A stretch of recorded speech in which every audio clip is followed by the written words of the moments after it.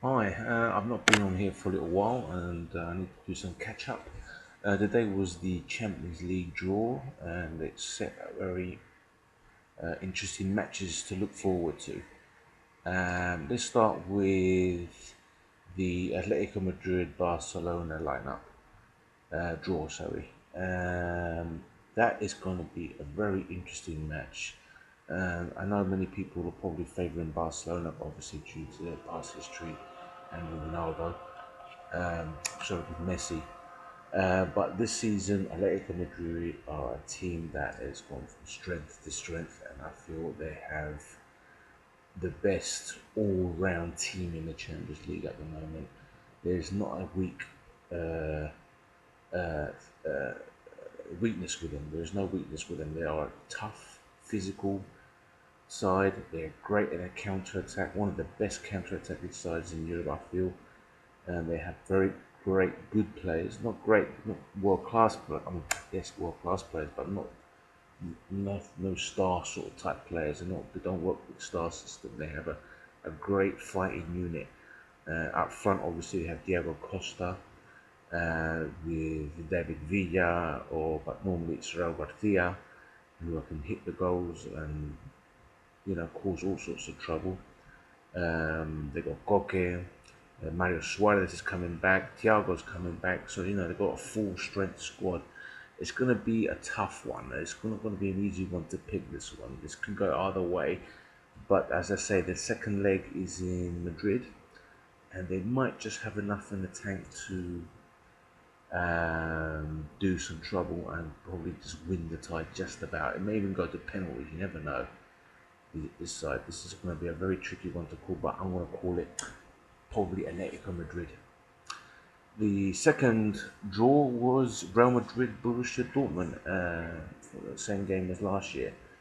The only difference is both teams have changed. Madrid have got a new manager in Ancelotti, and this season they are firing on all cylinders. There seems to be a peace now in Madrid that had lacked last season due to Mourinho's outbursts and crazy critics of referees and other players and players in his own team and all sorts of stuff. And Ancelotti instilled a peaceness to the side and tranquility, and also a firmness that they are who they are, and they are winning now lots of matches, and they're at the top of the league. They are the form side now in Europe, I feel, and the additions of Carvajal and Bale have done wonders to the team, I feel.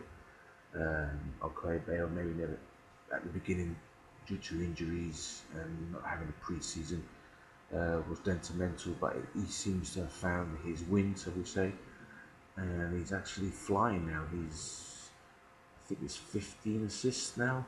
I feel he's doing brilliantly. Carvajal, it's taken him a little while to adapt again to Real Madrid setup, but he has now come out leaps and bounds. And obviously, he's taken the place of Arbeloa, who was a fixture at the side last season. And he's another one to watch out. Modric, to me, is probably the man of the season in the Spanish league. There's no better midfield player at the moment in the Spanish league and probably in Europe. Uh, I thought Benzema is having another fine season, another brilliant season. He's having probably the best season he's had at Madrid. And of course, Cristiano Ronaldo, what can I say? The main man, he's there again on the top of the league charts, home and abroad. Um, Xabi Alonso, perilous. Um, Di Maria has found a new position and he's taking it back to water. Um, the defense in Pepe, Varane, and Ramos, they alternate three of them. Uh, it seems to be seamless. So, I think uh, in this match they are the favourites. Looking at Dortmund, they are huge changes from last season due to injuries. Gudogan, Subotic, long-term injuries, especially Gudogan. I think he has a chronic back problem and doesn't seem to be getting any better. So that's going to be a difficult. Livoretsky's Lorovetsky, I think his name, Lovotsky, or whatever his name, I can't remember his name, the German pole player. He's suspended for the first match. So there's about 7 or 8 players that are missing from the last season's Champions League final due to injury, and obviously Götze has gone to Bayern Munich. The only main player there is actually an ex-Madridista called Sahin, who seems to be doing very well there in the midfield. But they're a tough, competitive side. With German sides, you can never really say they are actually beaten or not favourites. And it's a tough one to call, but I've got a feeling. I think a lot of people say that the way Madrid are playing this season, there's not much Borussia Dortmund can do. I think you've got to feel Madrid are going to be favourites to go through. No problem. The other interesting tie is PSG Chelsea. That's an interesting one. That is a very interesting one. Two very finely matched sides. This is another tough one to pick. Looking at probably, the Galo Mourinho, the team they're top of the Premiership. They're a fighting unit. They never give up. Highly competitive, and players like Hazard, Ramirez, William, Eto'o seems to be an evergreen striker. He seems to be finding his shooting boots again.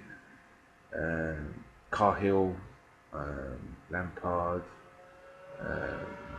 Terry, the backbone of the side is still going strong. Don't seem to be weakening from age. Mourinho's acting these old tricks again. He says that they're the outsiders of the side, which I feel he's playing tricks again. I think with Mourinho, when he makes comments like that, you have to take it with a pinch of salt, really. You've got to laugh at him. He's quite comical in that sense. It's got a tough one. He's got a good fighting side. He's managed to get the attitude right from what last season. This season, Chelsea are a much tougher team to beat. PSG probably one of the best sides away from home in the Champions League this season. I think they've scored 14 goals away. That's a hell of a good. That's one of the best. He's the best probably in the Champions League away from home. You've got to look at players like obviously Zlatan, Cavani, Lucas Moura, Verratti, Thiago Silva. It's a tough team to beat either. They're a very, very finely tuned, highly disciplined team. This one's a tough one, really tough one. I have to really think about it, but I may be wrong, but my feeling that Chelsea might just edge it. The next match is, what can I say? Bayern Munich, Manchester United. Now, what can you say? Tough luck for Man United. I think they squeezed into the draw. They say, okay, they've got 3 goals against Olympiacos, but a lot of it was due to the heroics of De Gea really saving their neck a lot of the time. So that goes to show me that the defence is very weak. Against Bayern Munich, I'm afraid, it's curtains. So I think this is an easy one to sort of really predict. But you never know in football, you never know what can happen. But I'm predicting that Bayern Munich win. Bayern Munich, I would say, is the best team in Europe and probably the world. Although Guardiola's come under criticism by Beckenbauer, saying that they should stop playing Barcelona style football because other people get bored. But I think that's just a silly comment. you can see Bayern Munich are they've jumped to the next level now. You know, they are a team that's a well-oiled machine, basically. There's no weakness. There's no weakness. Okay, against Manchester City, they may have lost, but I think that was just a hiccup, basically. They knew they were already qualifying. I think a lot of players at the time were rested. But you know, you got players like Ribery, Robin, uh, Thiago Alcantara, Rafinha, Schweinsteiger, Lahm. You know, it's a cohesive unit. So easy win for our field for Bayern Munich in that sense.